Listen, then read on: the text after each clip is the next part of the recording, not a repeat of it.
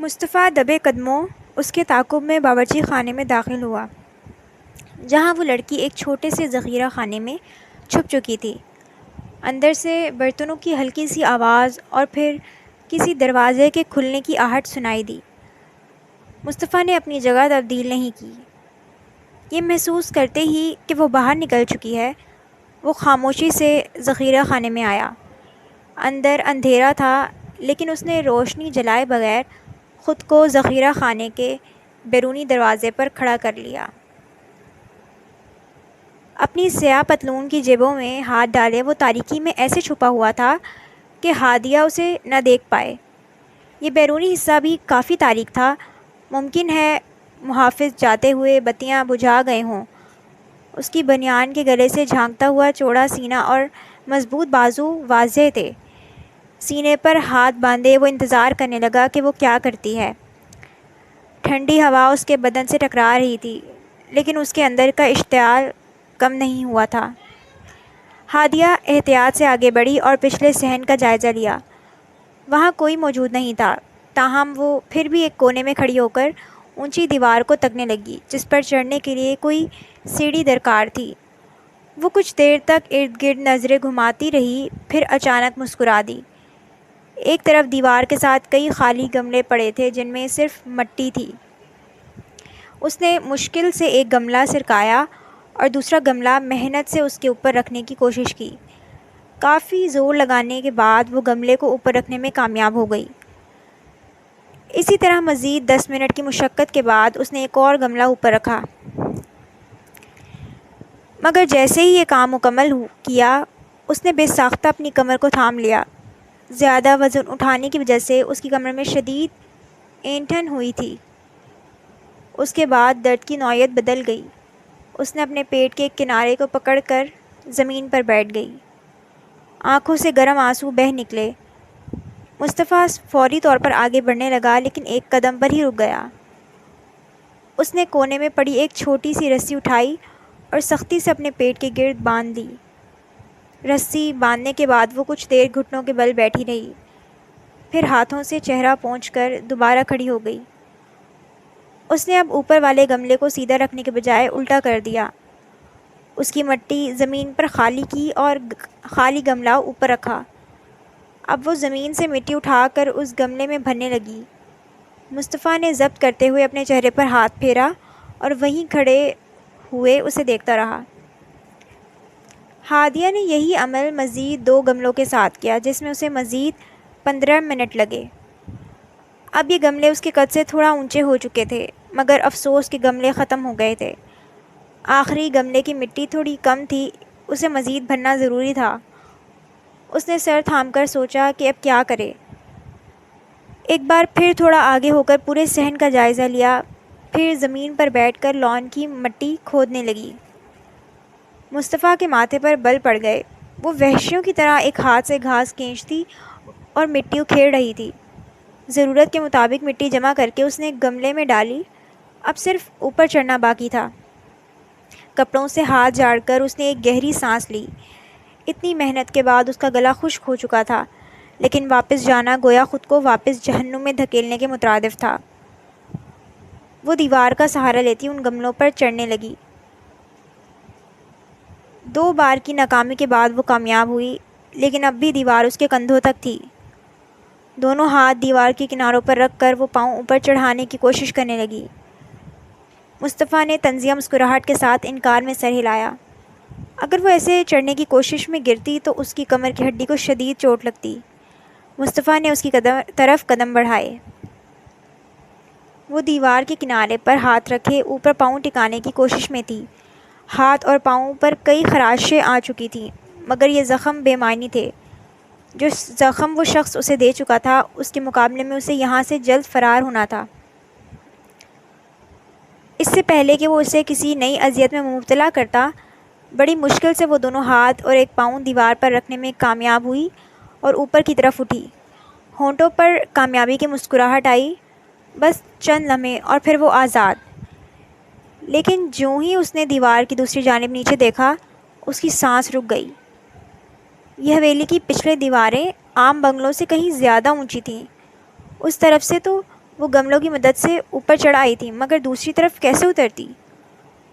وہ اتنا نیچے چھلانگ نہیں لگا سکتی تھی، اس کے حوصلے اتنے بلند نہیں تھے۔ وہ وہیں اٹکی پریشانی سے سوچ رہی تھی کہ کیا کرے، جب کسی نے اچانک زوردار جھٹکے سے اسے قمیص سے پکڑ کر نیچے کھینچ لیا۔ ایک پاؤں جو گملے پر تھا وہ لڑکھڑایا اور سنبھلنے کا موقع ملے بغیر وہ سر کے بل نیچے گری۔ ایک زوردار چیخ اس کے منہ سے نکلی، لیکن پتھر لگنے کی تکلیف صرف کمر پر ہوئی۔ سر اور باقی جسم تو گویا ہوا میں ہی رہ گئے تھے۔ اس نے سختی سے بند آنکھیں فوراً کھولیں۔ آنکھیں کھلتے ہی سامنے وہی سرمئی سرد آنکھیں نظر آئیں جو اسے گھور رہی تھیں۔ ان میں پھیلی سرخی اس کے غصے کی نشاندہی کر رہی تھی۔ خوف سے وہ واپس پہلے سے زیادہ سختی سے آنکھیں بند کر گئی۔ اس کی اس حرکت پر مصطفیٰ کے چہرے پر ایک ہلکی سی مسکراہٹ آئی۔ بھلا وہ کسی فورس کی رکن کیسے ہو سکتی تھی؟ فوجی تربیت کے بعد کوئی شخص اتنا اناڑی نہیں ہو سکتا۔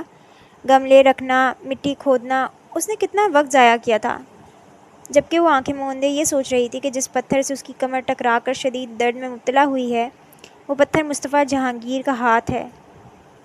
مصطفیٰ نے جھٹکے سے اسے سیدھا کیا۔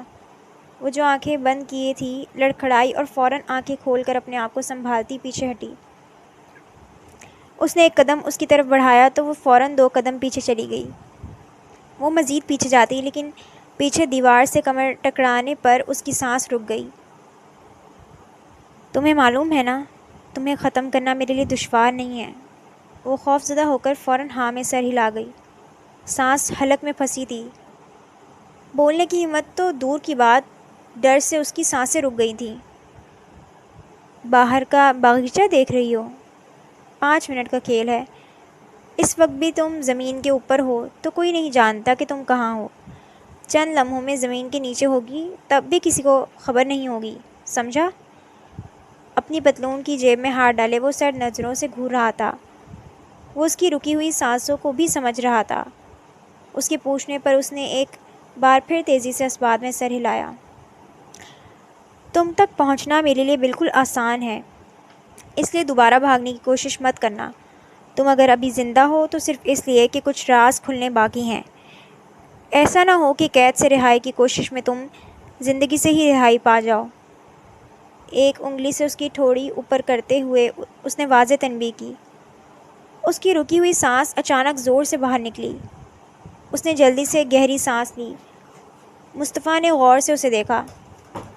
رحمہ کے بعد یہ دوسری لڑکی تھی جو اسے بظاہر معصوم لگی تھی، لیکن رحمہ کے بارے میں تو وہ جانتا تھا کہ وہ صرف دکھنے میں معصوم ہے، تو یہ لڑکی بھی اس کی نظر میں صرف ظاہری طور پر ہی معصوم ہوگی۔ ہادیہ کا بازو مضبوطی سے پکڑ کر وہ اسے باورچی خانے کے راستے سے اندر لے جانے لگا، یہ جانتے ہوئے بھی کہ اب فرار کی تمام راہیں بند ہو چکی ہیں۔ اس کے باوجود وہ تڑپ کر اپنا ہاتھ مصطفیٰ کے ہاتھ سے چھڑانے کی کوشش کر رہی تھی۔ چھوڑیں، میں بے قصور ہوں، مجھے جانے دیں، ورنہ میں آپ کو بدنام کر دوں گی، میڈیا کو آپ کے خلاف ثبوت دوں گی۔ وہ واپس اسی قید نما جگہ پر خود کو جاتے دیکھ کر روتے ہوئے چلانے لگی، جب مصطفیٰ نے اچانک اس کا ہاتھ چھوڑ دیا۔ وہ جو خود کو پیچھے کھینچنے کی کوشش میں تھی، مصطفیٰ کے ہاتھ چھوڑتے ہی نیچے گر گئی۔ کمر ایک بار پھر فرش سے ٹکرائی، وہ تکلیف سے کراہ کر اٹھی۔ مصطفیٰ نے اس کے بھیگے چہرے پر درد کے آثار دیکھے۔ اس کے جسم میں بے چینی دوڑ گئی، اسے خود میں عجیب سا احساس ہونے لگا۔ وہ گھٹنوں کے بل اس کے سامنے بیٹھا اور سختی سے اس کا چہرہ ٹھوڑی سے تھام لیا۔ ہادیہ درد بھول کر اسے دیکھنے لگی۔ مصطفیٰ کئی لمحے اس کے گیلے چہرے کو دیکھتا رہا۔ اس کی گہری آنکھوں پر گھنی پلکوں کا سایہ تھا جو نیند اور رونے کی وجہ سے بھاری لگ رہی تھیں۔ یہ منظر بہت دلکش تھا، اس پر مستعد اس کی آنکھوں اور پلکوں پر ٹھہری ہوئی نمی۔ وہ بھی ایک ٹک مصطفیٰ کی آنکھوں کو دیکھ رہی تھی جن میں سرخی پھیلی تھی۔ مصطفیٰ نے جھٹکے سے اس کے جبڑوں پر گرفت مضبوط کی۔ وہ ہوش میں آ کر کراہی۔ یہ دل بھی عجیب تھا، اپنے ستم گر پر عاشق ہونے لگا تھا۔ مصطفیٰ جہانگیر کا اصلی روپ جاننے کے باوجود اس کے ظاہری حسن پر اس کے دل کی دھڑکن رک جاتی تھی۔ بدنام شخص کو بدنام کر کے کون سی بڑی بات کر لو گی؟ اس نے طنزیہ انداز میں سوال کیا۔ وہ اسے بے بسی سے دیکھنے لگی۔ کیا ثبوت فراہم کرو گی میرے خلاف؟ وہ اس کی نظروں کو نظر انداز کیے سرد لہجے میں بولا، بتاؤں گی کہ مجھ پر بہت ظلم کیا۔ اس نے اپنا ہاتھ آگے کرتے ہوئے غصے سے کہا، تمہاری بات پر اعتبار کون کرے گا؟ مصطفیٰ جہانگیر اتنا احمق ہے جو اپنے خلاف گواہ چھوڑے گا؟ وہ گہرا مسکرایا۔ وہ ایک بار پھر اس کی مسکراہٹ کے سحر میں مبتلا ہونے لگی۔ وہ واقعی دلکش تھا۔ کیا مطلب؟ اس کے جملے سے خوف محسوس کرتے ہوئے پوچھا۔ دنیا یہی سوچے گی کہ مصطفیٰ جہانگیر اپنے گمراہ کو کیوں چھوڑے گا، اور یہ اچھا ہوا کہ تم نے پہلے ہی اپنے ارادے بتا دیے۔ اب میں تمہیں چھوڑ نہیں سکتا۔ اسی باغیچے میں تمہاری قبر بنا دوں گا، گواہ اور ثبوت دونوں ختم۔ اس کا چہرہ چھوڑتے ہوئے وہ ہنسا۔ نہیں، میں کسی کو نہیں بتاؤں گی، وہ فوراً جلدی سے بولی، گویا وہ سچ میں اسے باغیچے کے اندر دفن کر دے گا۔ تم اپنی موت کے تمام انتظامات خود کر کے آئی ہو۔ پہلے یہاں سے بھاگ کر تم نے ثابت کیا کہ تم مصطفیٰ جہانگیر کو چکمہ دے سکتی ہو۔ پھر تم نے اپنے ارادے بھی بتا دیے کہ تم کیا کرنے والی ہو، اور پھر باہر اپنی قبر کی مٹی بھی خود ہی ہٹا کر آئی ہو۔ سادے سے لہجے میں کہتا وہ ہادیہ کے ہاتھ ٹھنڈے کر گیا۔ قبر کی مٹی؟ اٹکتے ہوئے ناسمجھی سے پوچھا۔ تم نے میرے باغیچے کو نوچ ڈالا ہے۔ مصطفیٰ کی یاد دلانے پر اس نے تھوک نکلا۔ گملے میں مٹی ختم ہو گئی تھی، اسی میں ڈالی تھی، ڈوبتے دل سے وضاحت دی۔ کوئی بات نہیں، تمہارا مٹی کھودنا میں ضائع نہیں کروں گا۔ اس کا بازو پکڑ کر کھینچتے ہوئے اسے واپس کھڑا کیا۔ اس بار وہ بغیر کسی مزاحمت کے کھڑی ہو گئی اور خوفزدہ ہوتی مصطفیٰ جہانگیر کے ساتھ کھینچتی چلی گئی۔ وہ اسے کھینچتے ہوئے واپس اسے قید خانے میں لایا۔ خدارا یہاں مت رکھے مجھے، یہاں ڈر لگتا ہے، وہ روتے ہوئے بولی۔ ایک لمحے کو پلٹ کر مصطفیٰ نے اس کی آنکھوں میں دیکھا جہاں خوف نہیں تھا، پھر افسوس سے واپس مڑ گیا۔ شاید اس کی آنکھیں ہی تاثرات سے خالی تھیں۔ کل تمہیں دونوں صورتوں میں آزادی مل جائے گی، اگر بے قصور ہوئی تو اس جگہ سے، اگر قصوروار ہوئی تو دنیا سے، اسپاٹ لہجے میں کہتے ہوئے وہ اسے واپس اس کمرے میں لایا جہاں قدم رکھتے ہی ہادیہ کو ایک نیا عذاب نظر آیا۔ سمینہ سامنے کھڑی غصے سے اسے گھور رہی تھی۔ اس کے ساتھ کھڑے جنید کی حالت بھی سمینہ سے مختلف نہ تھی، جبکہ سمینہ کے ماتھے پر پٹی دیکھ کر مصطفیٰ بھی ٹھٹکا۔ سمینہ نے کوئی لحاظ نہیں کیا اور آگے بڑھ کر ہادیہ کے چہرے پر ایک زوردار تھپڑ جڑ دیا، جس سے وہ لڑکھڑا کر دیوار سے جا لگی۔ سمینہ! مصطفیٰ نے غصے سے اس کا نام پکارا اور اسے پیچھے دھکیل دیا۔ اس کی تنبیہی آواز پر سمینہ اور جنید دونوں چونک گئے، جبکہ ہادیہ اپنے گال پر ہاتھ رکھے بھیگی مگر غضبناک نظروں سے سمینہ کو گھور رہی تھی۔ سر، اس نے میرے سر پر سلاخ مار کر بھاگنے کی کوشش کی تھی، سمینہ نے تھپڑ مارنے کی وجہ پیش کی۔ پھر اسے فرار کا موقع کیسے ملا تھا؟ مصطفیٰ کے استفسار پر سمینہ نے نظر جھکا لی۔ سر، مجھے اس بارے میں علم نہیں، شاید تم نے رسی ڈھیلی چھوڑ دی تھی۔ مصطفیٰ نے بات کاٹی۔ سمینہ خاموش رہی۔ مزید وضاحتیں اس کے لیے نقصان دہ ثابت ہو سکتی تھیں۔ تم یہاں سے جاؤ۔ مصطفیٰ کے حکم پر سمینہ سر جھکائے ایک طرف سے ہوتی باہر نکل گئی۔ جنید، دوسری رسی اور پانی کی بوتل لاؤ۔ جنید کو یہ کہہ کر اس نے واپس ساکت کھڑی ہادیہ کا بازو تھاما اور اسے کمرے میں لے آیا۔ مجھے اس جگہ نہیں رکنا، میری کمر میں تکلیف ہو رہی ہے بیٹھنے سے، اور یہ روشنی میری آنکھوں کو چھید رہی ہے۔ ہوش میں آتے ہی وہ ایک بار پھر مصطفیٰ سے التجا کرنے لگی۔ مصطفیٰ نے اسے کرسی پر بٹھایا اور اس کی طرف دیکھا۔ تم قیدی ہو، اپنے والد کے گھر پر نہیں کہ تمہاری ہر فرمائش پوری کی جائے۔ غصے سے کہتے ہوئے اس نے ہادیہ کے پاؤں کرسی کے ساتھ باندھے۔ پاؤں کیوں؟ پاؤں کرسی کے پائے سے بندھے دیکھ اس نے انہیں کھینچا۔ پہلے اس کے پاؤں نہیں باندھے گئے تھے؟ اس کے سوال کو نظر انداز کرتے ہوئے مصطفیٰ نے زور سے اس کے پاؤں پر رسی کھینچی کہ وہ کراہ اٹھی اور درد و غصے سے مصطفیٰ کو تکنے لگی۔ جتنی زیادہ زور آزمائی کرو گی اتنی ہی زیادہ مشکلیں جھیلو گی، اس نے یہ واضح کر دیا۔ اس کا اشارہ اس کے پاؤں کی طرف تھا۔ مصطفیٰ نے دوسرا پاؤں باندھتے وقت رسی کو خود ہی اتنا ڈھیلا رکھا کہ خون کی گردش نہ رکے۔ سر، پانی اور رسی، جنید کی آواز آئی۔ اس نے پیچھے ہاتھ بڑھا کر جنید سے پانی کی بوتل لی اور ہادیہ کے سامنے رکھ دی۔ فوری پی لو، کل صبح تک ایک بوند بھی مزید نہیں ملے گی۔ ہادیہ نے پہلے بوتل پکڑی، پھر مصطفیٰ کو دیکھا۔ اور اگر زیادہ پانی پینے کے بعد بیت الخلاء جانے کی ضرورت پڑی تو؟ اس نے ہونٹوں پر زبان پھیرتے ہوئے پوچھا۔ مصطفیٰ کا چہرہ غصے سے لال ہو گیا، جبکہ جنید اپنی ہنسی دباتے ہوئے منہ موڑ گیا۔ جنید، بوتل لے لو اس سے، یہ کل تک پانی نہیں پیے گی، مصطفیٰ نے سنجیدگی سے کہا اور پیچھے ہٹ گیا۔ نہیں میں پیوں گی، تیزی سے کہتے ہوئے اس نے فوراً بوتل منہ سے لگائی، کہیں جنید چھین نہ لے۔ چیخ چیخ کر اس کا حلق خشک ہو چکا تھا، وہ تقریباً آدھی بوتل ایک ہی سانس میں پی گئی۔ جنید بوتل لے لو، اسے دوبارہ پیتے دیکھ مصطفیٰ نے پھر حکم دیا۔ مجھے اور پینا ہے، وہ جلدی سے بولی اور دوبارہ پینے لگی، لیکن اس سے پہلے جنید نے بوتل کھینچ لی۔ اس کے ہاتھ باندھ دو۔ سگریٹ کی شدید طلب محسوس ہوئی تو مصطفیٰ نے جیب میں ہاتھ ڈالا، لیکن جیب خالی تھی۔ اس نے ناگواریت سے ہادیہ کو دیکھا جس کی وجہ سے اتنا وقت برباد ہوا تھا۔ بس ایک بار اسے معلوم ہو جائے کہ وہ کس سے تعلق رکھتی ہے، اس کے بعد وہ اس سے اپنا حساب پورا کرے گا۔ اپنا دھوپ کا چشمہ اس کی آنکھوں پر لگا کر مضبوطی سے باندھ دو تاکہ گرے نہیں۔ نہ چاہتے ہوئے بھی اس نے جنید کو یہ ہدایت دے دی۔ جنید جو ہادیہ کے ہاتھ باندھ کر ایک طرف ہٹا تھا، ٹھیک ہے سر کہہ کر باہر نکل گیا۔ براہ مہربانی مجھے چھوڑ دیں، وہ بھیگی آنکھوں سے مصطفیٰ کو دیکھنے لگی۔ مصطفیٰ اسے گھورتا ہوا نظر انداز کیے کھڑا رہا۔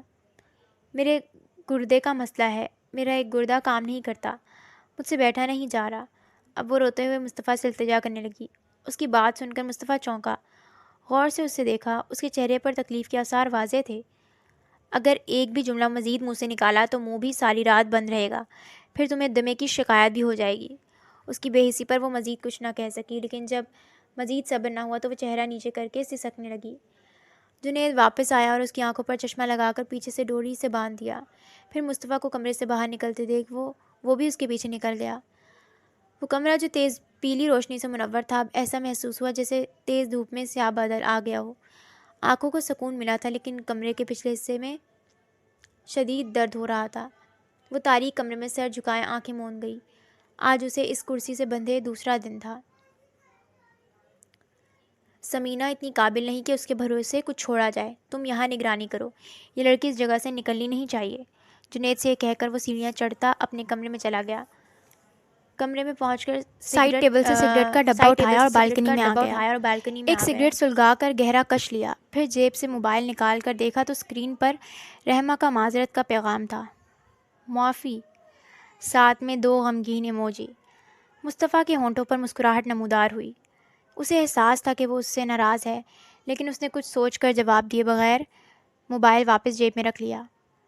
مجھے چھوڑ دو، میں بے قصور ہوں، مجھے چھوڑ دو ورنہ تمہیں بدنام کر دوں گی۔ ہادیہ کی چیخ اس کے کانوں میں گونجی، اس کے ہونٹ مسکرائے۔ رحمہ کے بعد پہلی بار وہ کسی دوسرے کے لیے بغیر تلخی کے مسکرایا تھا۔ وہ احمق اسے بدنامی کا خوف دلا رہی تھی، اگر اسے رسوائی کا ڈر ہوتا تو وہ آج اس مقام پر نہ ہوتا۔ مجھ پر ظلم کیا، میرا ناخن نوچ لیا، اس کی اگلی بات سرگوشی کی طرح کان میں سنائی دی۔ پہلی بار اسے اپنے عمل پر افسوس ہوا۔ اگر وہ کل قصوروار ثابت ہوئی تو یہ طے تھا کہ وہ اسے ہرگز معاف نہیں کرتا، لیکن اگر وہ بے قصور ہوتی تو وہ کیا کرتا؟ اس دن اس کو مجرم سمجھتے، کسی گینگ کا حصہ سمجھتے۔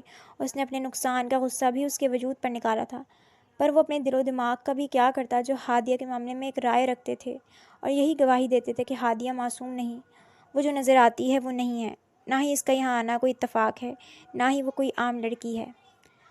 مجھے یہاں مت رکھو، مجھے ڈر لگتا ہے۔ ایک اور جملہ کانوں میں گونجا۔ اگر اسے واقعی خوف محسوس ہوتا تھا تو اس کی آنکھوں سے کیوں نہیں جھلکتا تھا؟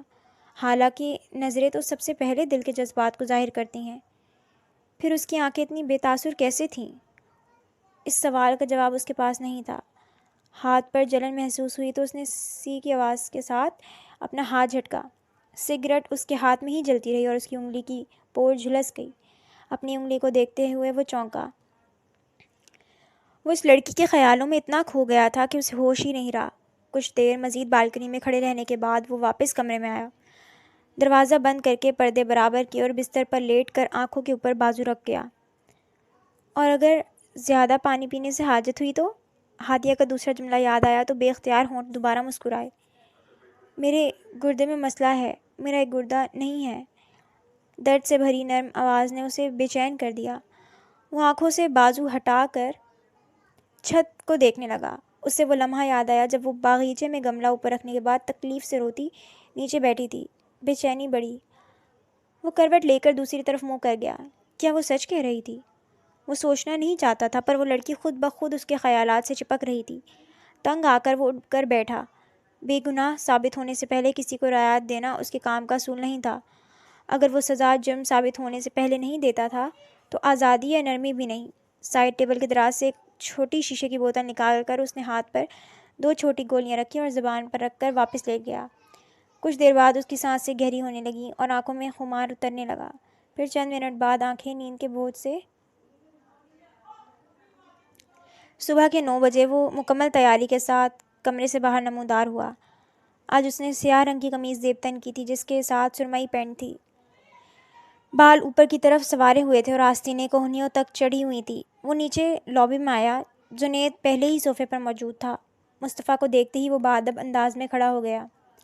السلام علیکم سر، صبح بخیر۔ مصطفیٰ نے کھانے کے کمرے کی طرف قدم بڑھاتے ہوئے حکم دیا۔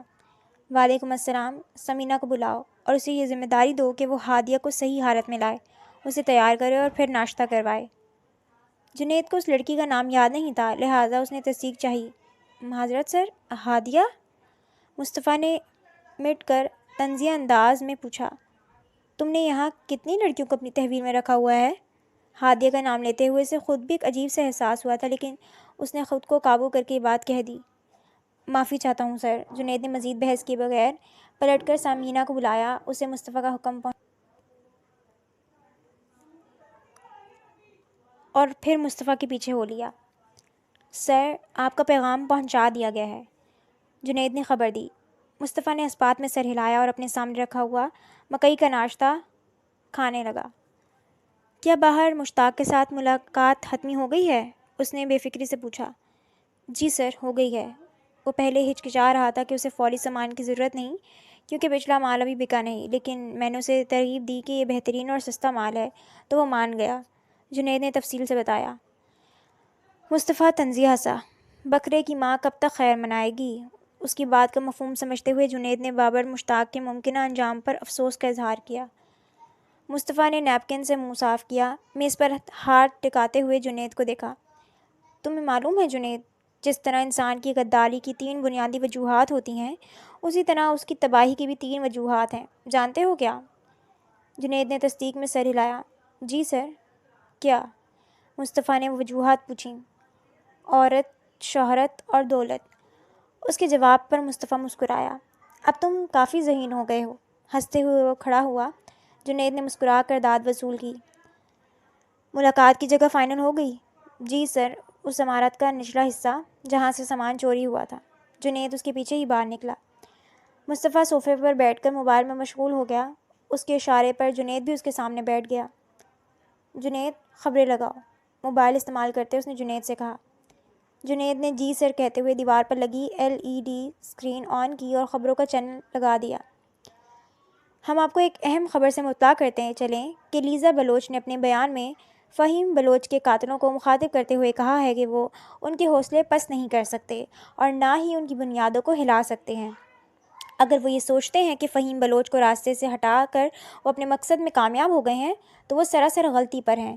جس طرح فہیم بلوچ نے ملک کی بہتری کے لیے اپنی جان قربان کی، وہ بھی اپنی سرزمین کے لیے آخری سانس تک جدوجہد کریں گی۔ ساتھ ہی لیزا بلوچ کی کل کے جنازے پر ہوتی ہوئی تصویر کے ساتھ نیوز اینکر لیزا بلوچ کا آج کا بیان پڑھ رہی تھی۔ ہم آپ کو اس بات سے بھی آگاہ کریں گے کہ جس شخص نے زیب شمس الدین کا قتل کیا تھا وہی فہیم بلوچ کا بھی قاتل ہے۔ پارلیمنٹ نے فہیم بلوچ کی جگہ پر لیزا بلوچ کو تعینات کرتے ہوئے انہیں پارٹی کا قائد منتخب کرنے کا فیصلہ کیا ہے۔ مزید تفصیلات کے لیے ہمارے ساتھ جڑے رہیے۔ خبریں سنتے ہوئے مصطفیٰ کے ہونٹوں پر ایک تلخ مسکراہٹ نمودار ہوئی۔ سیاست کی خاطر اپنے شوہر کو موت کے گھاٹ اتار دیا، تلخی سے کہتے ہوئے اس نے خبریں بند کرنے کا اشارہ کیا۔ آپ کو لگتا ہے کہ فہیم بلوچ کو لیزا بلوچ نے قتل کروایا ہے؟ جنید نے ساتھ والے صوفے پر بیٹھتے ہوئے پوچھا۔ لگتا نہیں، مجھے اس بات کا پختہ یقین ہے، اسی نے مارا ہے۔ گہری سانس لیتے ہوئے اس نے یقین سے کہا۔ شوہر کی موت کے بعد تو بیوی کو کسی چیز کا ہوش بھی نہیں رہتا، کجا یہ کہ اپنا بیان دے۔ شوہر کو مرے 1 دن بھی نہیں ہوا اور اسے ملک کی فکر لاحق ہو گئی۔ وہ طنزیہ ہنسا۔ خیر، دولت اور شہرت کا نشہ ہوتا ہی ایسا ہے۔ سر، ہادیہ کو تیار کر دیا گیا ہے۔ سمینہ کی آواز سنتے ہی وہ کھڑا ہوا۔ جنید، گاڑی نکالو، سمینہ اسے لے کر آؤ۔ لائٹر، سگریٹ اور فون ہاتھ میں تھامے وہ باہر نکلا۔ اس کے ساتھ ہی جنید بھی روانہ ہو گیا۔ پیچھے سمینہ ہادیہ کو لینے نیچے چلی گئی۔ 2 منٹ بعد جنید نے گاڑی روانگی کے لیے تیار کی۔ وہ ڈرائیونگ سیٹ پر بیٹھا تھا۔ مصطفیٰ پیچھے بیٹھنے لگا جب سمینہ ہادیہ کو باہر لائی۔ ہادیہ کل سے بہتر دکھائی دے رہی تھی۔ آسمانی رنگ کی قمیض اور سفید شلوار میں اس نے سمینہ کے ہی کپڑے پہن رکھے تھے۔ اس کی سفید رنگت پر چمکتی ہوئی شہد رنگ غزالی آنکھیں سورج کی روشنی میں اور بھی روشن لگ رہی تھیں۔ مصطفیٰ نے غیر ارادی طور پر اس کے لیے دروازہ کھولا اور اسے بیٹھنے کا اشارہ کیا۔ وہ خود اس حرکت سے ناواقف تھا، جبکہ اس کے اس عمل پر سمینہ اور جنید نے ایک دوسرے کی طرف دیکھا۔ مصطفیٰ نے گاڑی کا دروازہ بند کیا اور گھوم کر دوسری طرف بیٹھا۔ محافظ کے ساتھ سامنے والی سیٹ پر بیٹھو۔ سامنے کھڑے محافظ کو انگلی سے اشارہ کرتے ہوئے قریب بلایا اور اسے آگے بیٹھنے کو کہا۔ وہ محافظ فوراً سامنے والی سیٹ کا دروازہ کھول کر بیٹھ گیا۔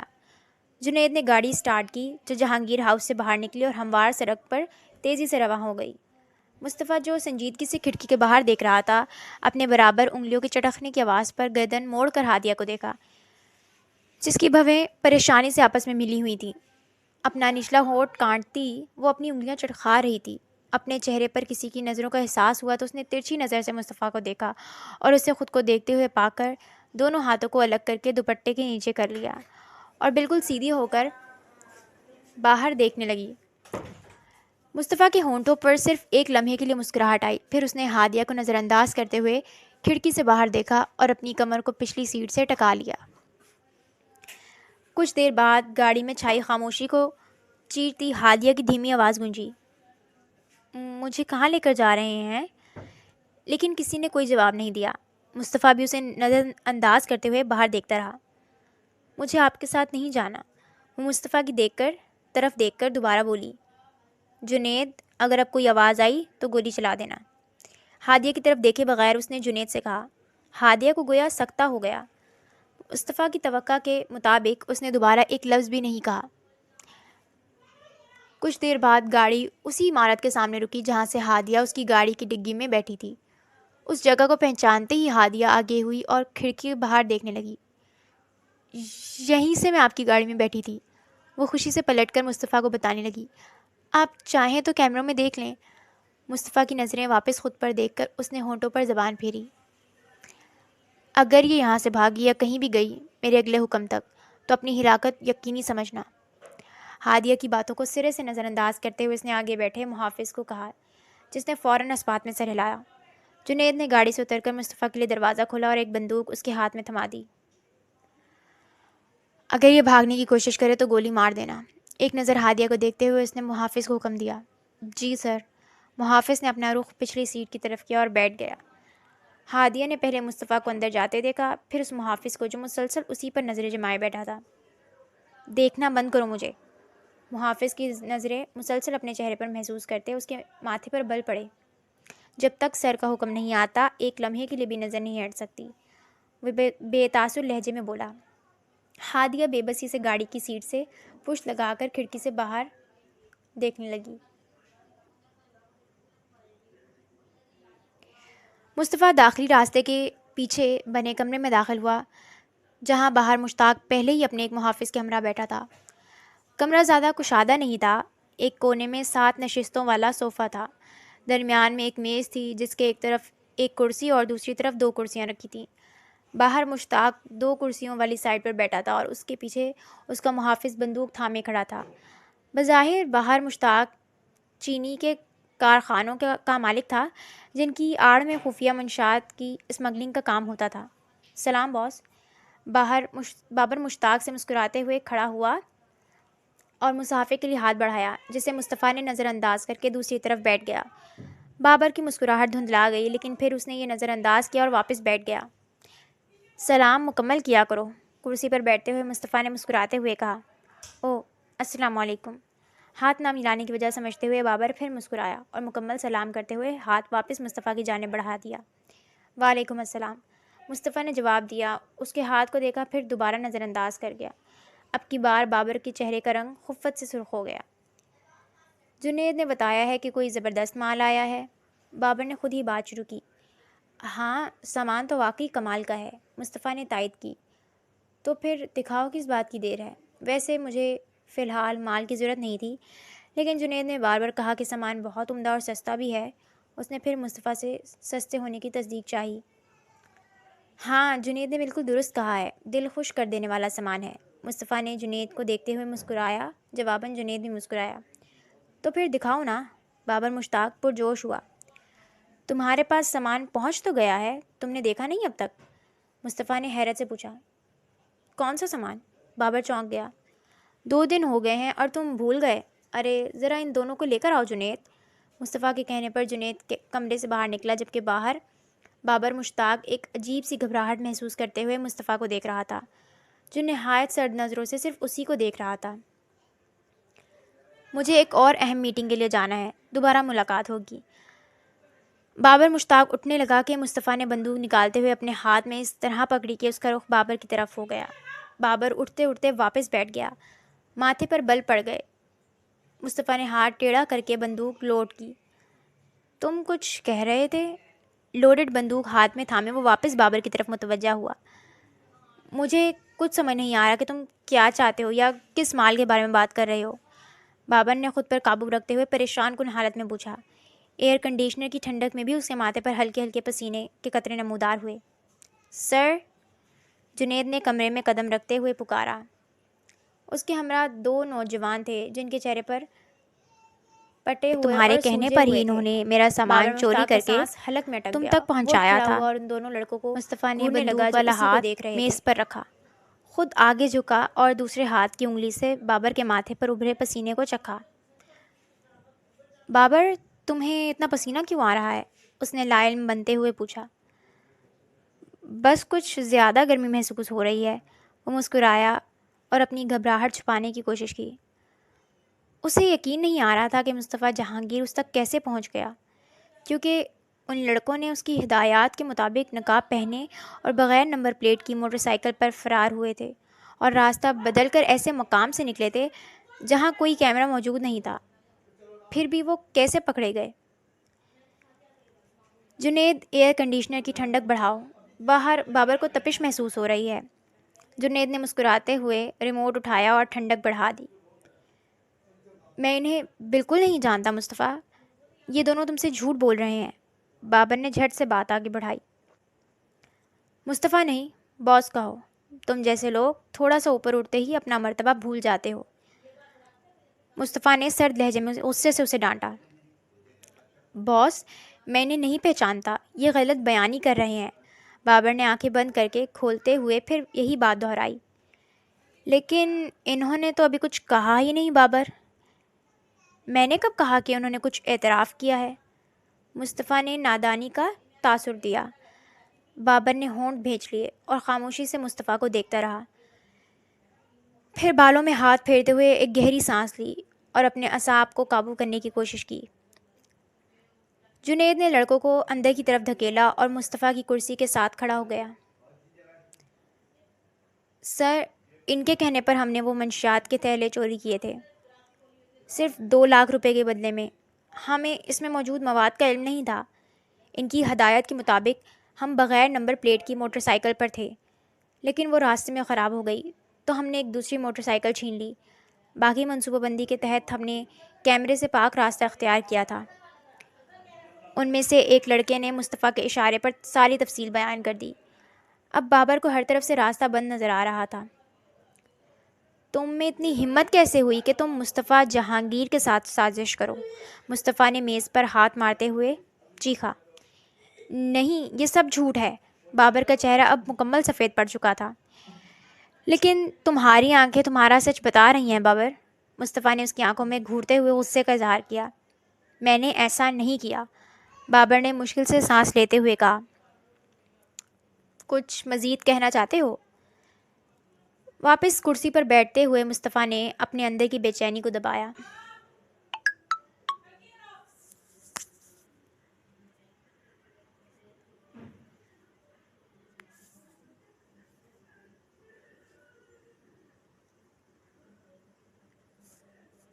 اس کے علاوہ وہ ابھی اپنی بات شروع کرنے ہی لگا تھا کہ مصطفیٰ نے اسے روک دیا۔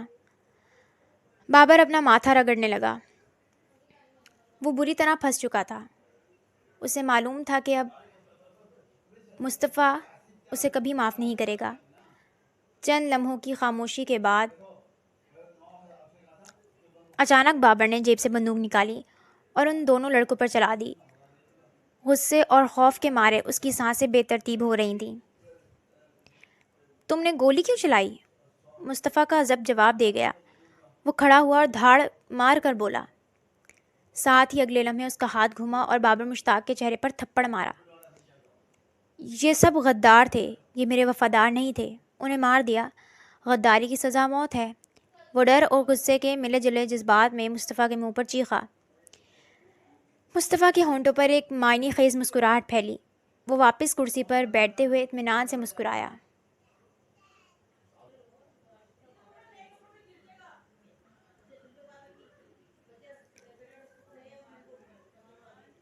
مصطفیٰ ایک شاطرانہ مسکراہٹ لیے اسے دیکھ رہا تھا۔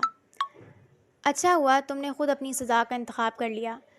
میں نے تو تمہیں کنگال کر کے سڑک پر لانے کا سوچا تھا، لیکن تم نے خود غداری کی سزا موت بتائی۔ بہت عمدہ فیصلہ ہے۔ یقیناً بھیک مانگنے سے بہتر تمہیں موت لگے گی۔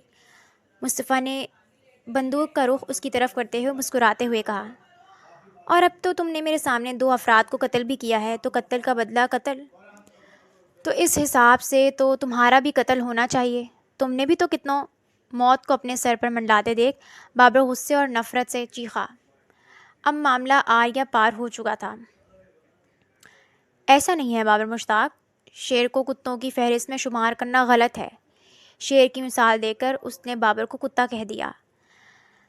مصطفیٰ جہانگیر نے آج تک کسی بے قصور کا خون نہیں بہایا۔ یہ کہتے ہوئے وہ لمحے بھر کو رک گیا۔ اچانک ہادیہ کا خیال آیا۔ اسے اپنے الفاظ عجیب لگے، کیونکہ اگر ہادیہ کسی گینگ یا ایجنسی کا حصہ ہوتی تو وہ اسے جان سے مارنے کا ارادہ رکھتا تھا۔ اس کی سزا اس کے جرم کے مطابق ہوتی تھی۔ وہ اپنے ساتھ غداری کرنے والوں کو موت سے بھی بدتر سزا دیتا تھا، انہیں برباد کر کے سڑکوں پر لے آتا تھا کہ سوائے بھیک مانگنے کے کوئی چارہ نہ بچے۔ ایسے میں وہ لوگ خود اپنی جان لینے پر مجبور ہو جائیں۔ مگر اگر ہادیہ کسی ایجنسی کا حصہ ہوتی یا بابر مشتاق سے منسلک ہوتی تو وہ اسے مار دیتا۔ کیوں؟ یہ سوال اس کے دماغ میں گونج اٹھا تھا۔ مصطفیٰ جہانگیر، تم نیک نہیں ہو۔ بابر مشتاق طنزیہ ہنسی ہنستے ہوئے غصے سے پھنکارا۔ تمہاری وجہ سے ہزاروں لوگوں کی زندگیاں ویسے ہی تباہ ہوتی ہیں۔ تمہاری سپلائی کی گئی منشیات سے ہزاروں نوجوان برباد ہو کر موت سے بدتر زندگی گزارتے ہیں، اور صرف وہ ہی نہیں، ان کے خاندان بھی تباہ ہوتے ہیں۔ اس نے مصطفیٰ جہانگیر کو اس کا اپنا چہرہ دکھایا۔ مجھے میرا عکس مت دکھاؤ بابر، میں اپنا عکس روز دیکھتا ہوں۔ تم اپنی فکر کرو۔ بندوق لوڈ کرتے ہوئے اس نے سرد لہجے میں کہا۔ اچانک بابر کی بندوق کا رخ مصطفیٰ کے جانب ہوا اور وہ گولی چلاتا اس سے پہلے ہی اتنی ہی تیزی سے بابر مشتاق کے پیچھے کھڑے اس کے اپنے محافظ نے اس کے ہاتھ سے بندوق چھین لی۔ اپنے خالی ہاتھ دیکھ وہ پیچھے مڑا اور اپنے محافظ کو غداری کرتے دیکھ اس کی آنکھوں میں خون اتر آیا، ساتھ ہی اس کے پاؤں لرزنے لگے۔ اس نے تھوک نکلتے ہوئے واپس گردن موڑ کر مصطفیٰ کو دیکھا۔ وہ مسکراتے ہوئے اسی کو دیکھ رہا تھا۔ وفاداری کی امید صرف حلال کمانے والوں سے رکھنی چاہیے بابر۔ بابر کے زرد چہرے کو دیکھتے ہوئے اس نے افسوس سے کہا۔ دیکھو، میں تمہارا سامان تمہیں واپس کر دوں گا، بلکہ اس سامان کی قیمت بھی دے دوں گا تمہیں، بابر نے آگے ہوتے ہوئے منت بھرے انداز میں کہا۔ وہ تو تم مجھے ویسے بھی دو گے بابر، مجھے کوئی اور پیشکش پسند نہیں آئی۔ کوئی اور ڈیل ہے تو بتاؤ۔ کرسی پر جھولتے ہوئے وہ اب بابر سے کھیل رہا تھا۔ اپنی پیٹھ میں چھرا کھونپنے والے کی یہ حالت مصطفیٰ کو لطف دے رہی تھی۔ تمہیں جتنے پیسے چاہیے وہ سب میں تمہیں دینے کو تیار ہوں، تھوک نگلتے ہوئے پھر کہا۔ جنید، کیا خیال ہے؟ کیا یہ پیشکش قبول کر لیں؟ مصطفیٰ نے جنید کو دیکھتے ہوئے عام سے انداز میں پوچھا۔ نہیں سر، اس میں کچھ خاص مزہ نہیں ہے، یہ تو ہم اس کے مرنے کے بعد بھی بآسانی حاصل کر سکتے ہیں، جنید نے کندھے اچکاتے ہوئے کہا۔ بابر نے غصے سے جنید کو دیکھا، پھر ماتھے سے پسینہ پونچھتے ہوئے مصطفیٰ کو دیکھا۔ جنید ٹھیک کہہ رہا ہے نا بابر؟ بابر کی طرف دیکھتے ہوئے افسوس سے کہا۔ جنید، اسے لے کر آؤ۔ جنید حکم سنتے ہی باہر نکلا۔ بابر ادھر ادھر دیکھ رہا تھا، شاید کوئی فرار کا راستہ تلاش کر رہا تھا۔ مصطفیٰ کی نظریں اسی پر تھیں۔ جنید واپس آیا تو اس کے ساتھ ہادیہ تھی۔ جنید کے اشارے پر وہ مصطفیٰ کے سامنے کھڑی ہو گئی۔ بابر مشتاق نے نظریں اٹھا کر ہادیہ کو دیکھا۔ ہادیہ نے بھی اسے دیکھا۔ مصطفیٰ کو بابر کی آنکھوں میں کوئی شناختی چمک نظر نہیں آئی، بلکہ پہلے الجھن، پھر ایک چمک ابھری۔ اس نے ہادیہ کا چہرہ بھی دیکھا۔ اس کی آنکھیں ہمیشہ کی طرح تاثرات سے خالی تھیں، جبکہ چہرے پر ایسا کوئی اثر نظر نہیں آیا تھا جس سے یہ اندازہ لگایا جا سکے کہ وہ بابر مشتاق کو جانتی ہے یا اس سے ملی ہوئی ہو۔ واہ، تو آخر حسن کا نشہ بھی چڑھ گیا باس آپ کو۔ اپنی رہائی کا راستہ ملنے پر بابر کمینے پن سے بولا۔ مصطفیٰ نے خاموشی سے اسے دیکھا، جبکہ ہادیہ اس کے الفاظ پر چونک کر مصطفیٰ کو دیکھنے لگی۔ وہ اسے اس شخص کے سامنے کیوں پیش کر رہا تھا؟ کیا وہ اسے بیچ رہا تھا؟ یہ خیال آتے ہی ہادیہ نے نم آنکھوں سے نفی میں سر ہلایا۔ مصطفیٰ چونک کر اسے دیکھنے لگا۔ وہ اگلے ہی لمحے وہاں سے بھاگنے لگی، لیکن جنید نے اسے پکڑ لیا۔ تم ایسا نہیں کر سکتے، وہ مصطفیٰ کو دیکھ کر غصے سے پھنکاری۔ مصطفیٰ نے سرد نظروں سے اسے گھورا۔ وہ کیا سمجھ رہی تھی؟ یقیناً اسے لڑکیوں کا سوداگر۔ خاموشی سے کھڑی رہو، جیسا تم سوچ رہی ہو ویسا نہیں ہے، وہ بے ساختہ وضاحت دے گیا اور واپس بابر کی طرف متوجہ ہوا، جبکہ اس کی بات سنتے ہی ہادیہ جو تڑپ رہی تھی ساکت ہو گئی۔ جنید اس کی بات پر حیران تھا کہ مصطفیٰ ایک معمولی سی انہی کی قید میں موجود لڑکی کو کیوں صفائی دے رہا تھا، مگر مصطفیٰ جہانگیر کو اس وقت ہوش ہی کہاں تھا۔ یقین کریں میرے پاس ایسی پیشکش ہے جیسے اب کی بار تم ٹھکرا نہیں پاؤ گے، اب کے بار، بابر یقین سے بولا۔ ہادیہ واپس ان دونوں کے سامنے کھڑی تھی۔ جنید نے اس کا بازو سختی سے پکڑ رکھا تھا۔ 5 منٹ ہیں، اگر پسند آئی تو ٹھیک، ورنہ اپنی سزا تم خود منتخب کر چکے ہو۔ یہ لڑکی کا حسن تو معمولی ہے، میرے پاس اس سے بھی زیادہ خوبصورت مال ہے، بالکل ملائی جیسی، اور اس سے بڑی بات وہ سامان کے ساتھ ساتھ انتقام بھی ہے، بابر نے جوش سے کہا۔ مطلب؟ مصطفیٰ نے غصہ ضبط کر کے ناسمجھی سے پوچھا۔ وہی ان کی یہ گفتگو سن کر ہادیہ کا چہرہ انتہائی حد تک سرخ ہو گیا تھا۔ ڈی ایس پی اسلم کی بیٹی، جس کی وجہ سے تمہاری کروڑوں کی منشیات کا نقصان ہوا تھا، اس کی بیٹی میری قید میں ہے، بابر نے سنجیدگی سے کہا۔ 2 مہینے پہلے جو اغوا ہوئی تھی؟ مصطفیٰ نے تصدیق چاہی۔ ہادیہ کا بس نہ چلا کہ ان دونوں کو جان سے مار دے۔ یہ سمجھنا کسی کے مشکل نہیں تھا کہ یہاں کیا سودے بازی ہو رہی تھی، یا یہ کہ ان 2 مہینوں میں اس لڑکی کے ساتھ کیا ہوا ہوگا۔ ہاں وہی، مصطفیٰ کے ماتھے کے بل ڈھیلے پڑتے دیکھ کر بابر کی مسکراہٹ گہری ہوئی۔ وہ تمہارے پاس کیسے آئی؟ ڈی ایس پی اسلم کو بہت بار رشوت کی پیشکش کی تھی، پیار سے سمجھایا بھی تھا، مگر اس کی سمجھ میں نہیں آیا، بہت نقصان ہوا اس کی وجہ سے، اور میرے بندے بھی مارے گئے، تو اس کی لڑکی کو کالج سے اٹھا لیا اور سود سمیت اصل رقم بھی وصول کر لی۔ وہ مصطفیٰ کو دیکھتے ہوئے نفرت اور فخر سے بتا رہا تھا۔ غیر ارادی طور پر اس کی نظر ہادیہ کے ہاتھ پر پڑی، جو سختی سے مٹھی کی شکل میں بند تھا، کہ اس کی نازک ہاتھ کی نسیں نمایاں ہو رہی تھیں اور ناخن ہتھیلی میں چبھنے کے باعث ہلکا سا خون رس رہا تھا۔ وہ چونکا نہیں تھا۔ ہادیہ اسے پہلے دن سے مشکوک لگی تھی، اور اب وہ اس کے غصے کی انتہا کا اندازہ لگا سکتا تھا۔ ہاتھ سے ہٹ کر اس کی نظر ہادیہ کے چہرے پر گئی، جو غصے سے سرخ ہو رہا تھا کہ اگر چھوا جائے تو جل جائے، لیکن آنکھیں؟ یہاں آ کر مصطفیٰ جہانگیر سمجھ نہیں پاتا تھا۔ اس کا غصہ، نفرت عام بات تھی، اس کی جگہ یہاں کوئی اور لڑکی ہوتی تو شاید اپنے انجام سے ڈرتی کہ اس کے ساتھ بھی کچھ ہو سکتا ہے، یا پھر بہادر ہوتی تو اس کا رد عمل بھی ہادیہ جیسا ہوتا، لیکن اگر عام لڑکی ہوتی تو اس کی آنکھیں اب بھی بے تاثر نہ ہوتی جیسے ہادیہ کی تھیں۔ اب مصطفیٰ جہانگیر کو یقین ہو چلا تھا کہ ہادیہ ایک عام سی ہی خاص لڑکی ہے، وہ عام ہے پر اس میں کچھ خاص ہے۔ یکدم اس کے ہونٹ مسکرائے، اس کے غصے کو دیکھتے ہوئے، اور اس کی یہ مسکراہٹ بابر کو پرسکون کر گئی۔ تم چاہو تو تم بھی فائدہ اٹھا سکتے ہو، بالکل ملائی ہے، بابر نے پھر کہا۔ سودا منظور ہے بابر، مصطفیٰ نے آگے بڑھتے ہوئے ہاتھ بڑھایا، جسے بابر نے خوشی سے تھام لیا۔ اس لڑکی کو تو وہ کچھ دن میں ویسے بھی مار دینے والا تھا، اسے اندازہ نہیں تھا کہ وہ یوں اس کی وجہ سے اتنی آسانی اور سستے میں بچ نکلے گا۔ اس ملائی اور میری منشیات کو منگواؤ، مصطفیٰ کے کہنے پر بابر نے ہنستے ہوئے اس بات میں سر ہلایا اور اپنے محافظ کو جانے کا اشارہ کیا۔ مصطفیٰ محافظ کو دیکھتے ہوئے وہ دل میں ارادہ کر چکا تھا کہ یہاں سے نکلنے کے بعد وہ سب سے پہلے اس کا قتل کرے گا۔ ہادیہ مصطفیٰ کو دیکھ رہی تھی۔ اس کے لیے یقین کرنا مشکل ہو رہا تھا کہ مصطفیٰ جہانگیر ایسا کر سکتا ہے۔ وہ 2 دن اس کی قید میں رہی تھی، اس نے اس کے ساتھ جسمانی سختی کی تھی، پر مصطفیٰ جہانگیر کی نظروں میں اپنے لیے کچھ غلاظت نہیں دیکھی تھی۔ ہادیہ کی نظریں اسے محسوس ہو رہی تھی، لیکن وہ نظر انداز کیے موبائل پر مصروف تھا۔ 20 منٹ بعد بابر کا آدمی ایک لڑکی کو تھامے اندر آیا اور اسے بابر کے برابر نشست پر بٹھا دیا۔ گوری رنگت کی گلابی جیسی لڑکی، وہ تقریباً 19 سال کی تھی۔ واقعی وہ حسن کا مجسمہ تھی، لیکن اس مجسمے پر کئی زخم لگائے گئے تھے۔ اس کے چہرے پر جگہ جگہ نیل کے نشان تھے، گردن پر درندگی کے بے شمار نشانات تھے۔ اس کے لڑکی کے پاس اوڑھنی نہیں تھی، وہ بہت کمزور لگ رہی تھی، نیل زدہ چہرے پر گہرے سیاہ حلقے تھے۔ وہ بری طرح کانپ رہی تھی۔ جب وہ اغوا ہوئی تھی اور اس کی تصویر ٹی وی پر نشر ہوئی تھی، مصطفیٰ نے اس وقت اس لڑکی کو دیکھا تھا، لیکن اگر اس وقت اسے کوئی اپنا بھی دیکھتا تو شاید نہ پہچانتا۔ اس گلاب کو مکمل طور پر مسل دیا گیا تھا۔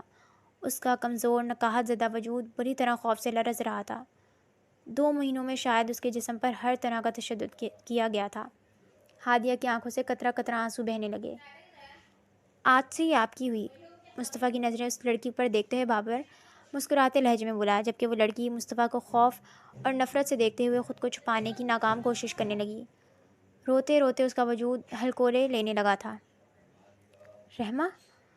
اس کو دیکھتے ہی مصطفیٰ کے منہ سے یہ لفظ نکلا۔ جنید چونکا۔ غصہ تو اسے بھی شدید آیا تھا، مگر مصطفیٰ کے حکم سے پہلے وہ کچھ نہیں کر سکتا تھا۔ نہیں، اس کا نام رحمہ نہیں، مہر۔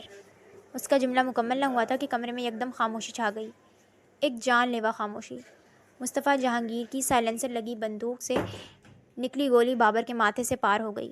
خون کے چھینٹے اس روتی ہوئی لڑکی کے چہرے پر اور ہادیہ کے چہرے پر پڑے تھے۔ وہ لڑکی یکدم چیخ مارتی ہوئی آنکھیں میچ گئی، جبکہ ہادیہ ساکت نظروں سے بابر کا بے جان وجود دیکھنے لگی، جو کرسی پر ڈھلکا مردہ ہو چکا تھا۔ مصطفیٰ کی نظر ہادیہ پر گئی۔ وہ اب بھی بے تاثر کھڑی تھی۔ خوف اب بھی نہیں تھا، پر پہلی بار اس نے ہادیہ کی آنکھوں میں کوئی تاثر اور چمک دیکھی تھی۔ اس کی آنکھیں خوشی کا تاثر دے رہی تھیں۔ وہ کھڑا ہوا اس چھوٹی سی لڑکی کے سامنے گھٹنوں کے بل بیٹھا، جو آنکھیں میچے کانپتے ہوئے رو رہی تھی۔ ہادیہ کی نظریں بھی مصطفیٰ پر تھیں۔ جنید کے ہونٹوں پر واضح مسکراہٹ تھی۔ مصطفیٰ نے ہاتھ اس لڑکی کے ہاتھ پر رکھا۔ اس نے جھٹکے سے آنکھیں کھولی، جیسے اسے کرنٹ لگا ہو۔ گھر جانا چاہتی ہو؟ وہ اس سے پوچھ رہا تھا۔ اس لڑکی کی نظریں ساکت ہو گئیں۔ وہ مصطفیٰ کو دیکھے گئی۔ وہ اسے آزاد کر رہا تھا، پھر روتے ہوئے شدت سے نفی میں سر ہلانے لگی۔ ہادیہ چونکی۔ وہ کیوں انکار کر رہی تھی؟ لیکن وہ لڑکی نفی میں سر ہلاتے اچانک بے ہوش ہو کر مصطفیٰ پر گر گئی۔ مصطفیٰ نے اسے کرسی پر سیدھا کیا اور نبض چیک کی۔ وہ بے ہوش ہوئی تھی۔ جنید؟ زب سے آنکھیں بند کر کے کھولتے ہوئے اس نے جنید کو پکارا۔ وہ مصطفیٰ کا اشارہ سمجھتے ہوئے ہادیہ کا ہاتھ چھوڑ کر اس